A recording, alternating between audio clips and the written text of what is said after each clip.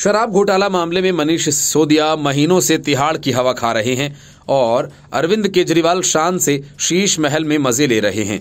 मनीष सिसोदिया जमानत पर ही सही, लेकिन कब बाहर आएंगे इसका अंदाजा सुप्रीम कोर्ट से जमानत की अर्जी खारिज होने के बाद खुद मनीष सिसोदिया को भी नहीं होगा। संजय सिंह इस मामले में ताजा अंदर गए हैं, वे कब बाहर आएंगे इसका तो फिलहाल कोई अंदाजा ही नहीं लगाया जा सकता।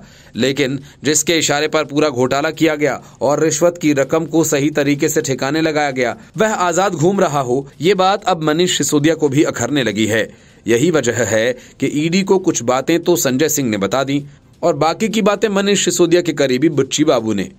असल में शराब घोटाला मामले में तेलंगाना के सीएम के चंद्रशेखर राव की बेटी के कविता का भी नाम है। के कविता से पूछताछ की जा चुकी है।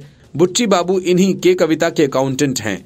के कविता की गर्दन न फंसे इसलिए बुच्ची बाबू ने अरविंद केजरीवाल की सारी पोल खोल दी और शराब घोटाला मामले में उनकी संलिप्तता के सबूत ईडी को थमा दिए।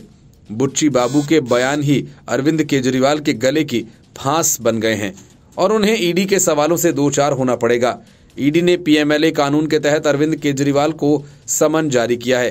केंद्रीय एजेंसी ने दिल्ली की विवादित एक्साइज पॉलिसी मामले में अपनी चार्जशीट में केजरीवाल के नाम का उल्लेख किया है। कहा कि इस पॉलिसी को तैयार करने और लागू करने के संबंध में आरोपी आम आदमी पार्टी के नेता केजरीवाल के संपर्क में थे। शराब घोटाला मामले में अरविंद केजरीवाल से सीबीआई पूछताछ कर चुकी है। ये पहला मौका है जब ईडी ने केजरीवाल को समन किया। इस समन के पीछे एक शख्स का बयान अहम है और उसका नाम है बुच्ची बाबू।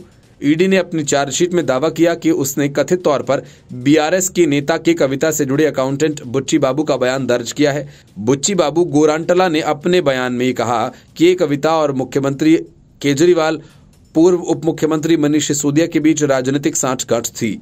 के कविता तेलंगाना के मुख्यमंत्री के चंद्रशेखर राव की बेटी हैं। दिल्ली की विवादित एक्साइज पॉलिसी केस में उनके खिलाफ भी केस दर्ज है।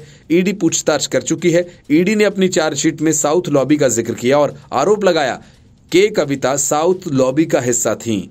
ईडी के मुताबिक दक्षिण भारत के कुछ प्रभावशाली नेताओं और शराब कारोबारियों ने दिल्ली की एक्साइज पॉलिसी का फायदा उठाने के लिए एक नेक्सस बनाया और इसी साउथ ग्रुप ने आम आदमी पार्टी को कथित तौर पर 100 करोड़ रुपए की घूस दी थी।